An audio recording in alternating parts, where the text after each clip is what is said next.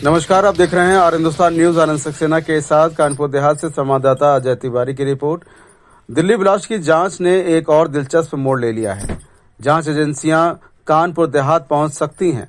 शुरुआती सुरागों में ये संकेत मिला है कि वर्ष 2013 के आसपास तैनात कुछ मेडिकल प्रोफेशनल्स की गतिविधियों की अब नए सिरे से जांच हो सकती है। जांच टीम और सूत्रों के अनुसार उस समय डॉक्टर शाहीन के साथ काम करने वाले 3 अन्य डॉक्टर की अचानक हुई गैरहाजिरी का मुद्दा अब फिर से उठाया गया है।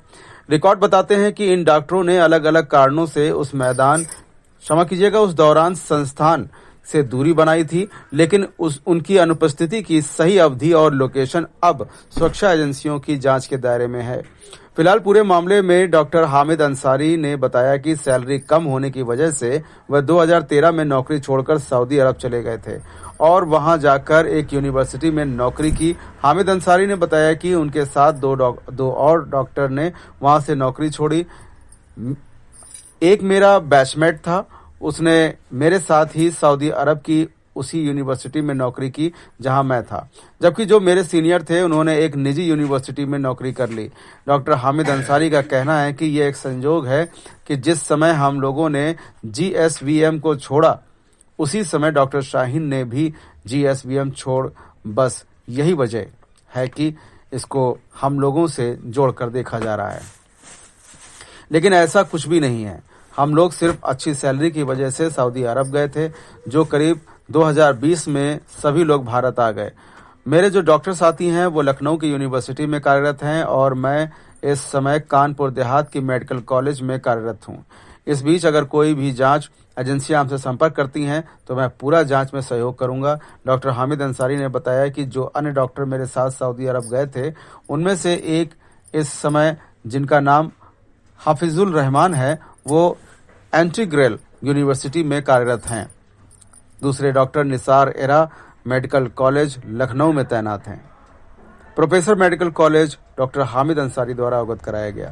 फिलहाल आप सुरक्षित रहिए, जुड़े रहिए आर हिंदुस्तान से। नमस्कार। उसके बाद आपका नाम जोड़ा जा रहा है 2013 से आप 16 तक बताया जाता है गायब रहे हैं। 2016 से 13 तक नहीं, 2016 से 20 तक हम थे, है ना।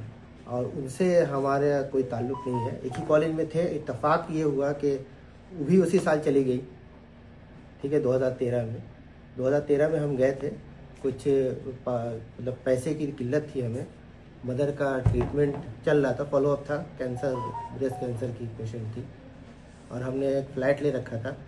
EMI आ रहा था, उस वक्त 40,000 सैलरी थी, तो महीने में सैलरी ख़त्म हो जाती थी मेरी। तो हमें ऑफ़र आया, इंटरव्यू दिया था हमने जाके दिल्ली में इंटरव्यू दिया था। यूनिवर्सिटी थी जजान यूनिवर्सिटी, सऊदी अरब में है।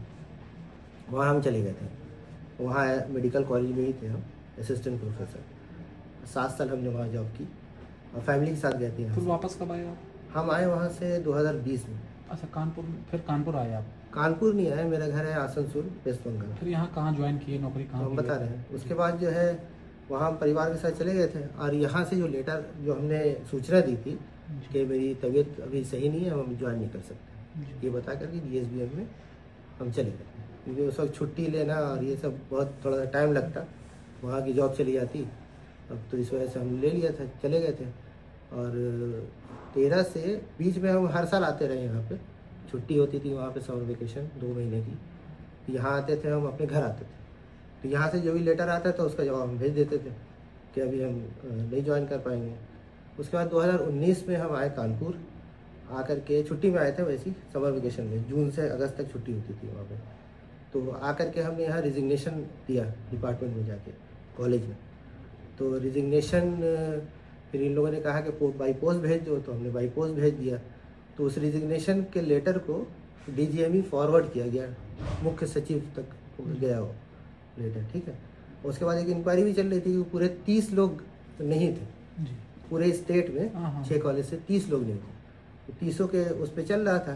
तो 30 को एक साथ 2021 में बर्खास्त किया गया।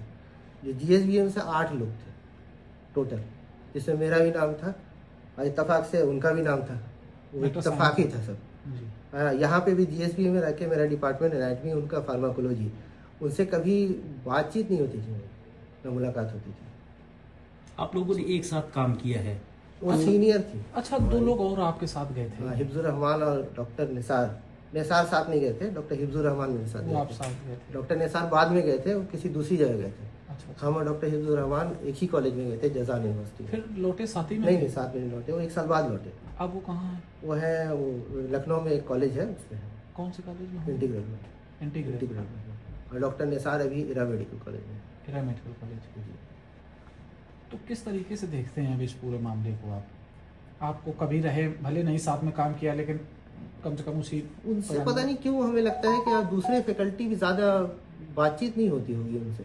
हम और भी लोग थे वहाँ पे कॉलेज में, जैसे बहुत सारे लोग थे जब हम न्यू टाइप 4 में रहते थे, वहाँ कार्डियोलॉजी के पीछे वाली बिल्डिंग में। तो लोगों से बातचीत होती थी, हम लोग की पार्टी भी हुआ करती थी, कभी दावत हो गई उनके घर, कभी इनके घर, लेकिन उनसे कभी कांटेक्ट नहीं रहा।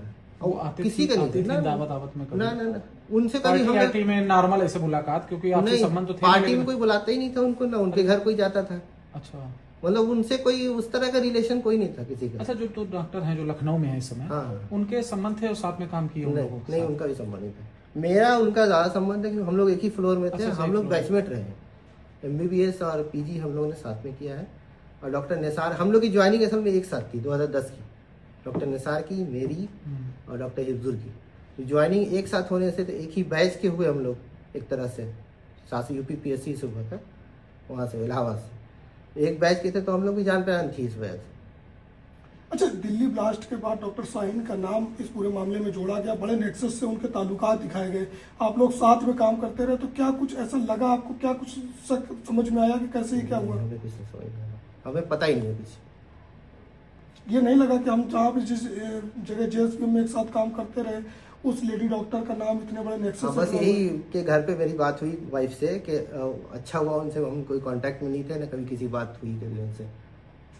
और ये सब तो बहुत ही गलत चीज़ है एक तरह से, और हम कोई धर्म जो है इसका फेवर नहीं करता है। और ये लोग पता नहीं किस तरीके से रेडिकलाइज हो जाते हैं लोग, और यहीं रहना है सबको, ऐसे मासूम लोग मर जाते हैं, बहुत अफसोस होता है, बहुत अफसोस होता है। सर, डॉक्टर शाहीन के साथ आप लोगों का एक साथ अचानक गायब हो जाना, वजह कुछ भी रही हो, लेकिन उसको जोड़ करके देखा जा रहा है, इस पर क्या कहेंगे आप?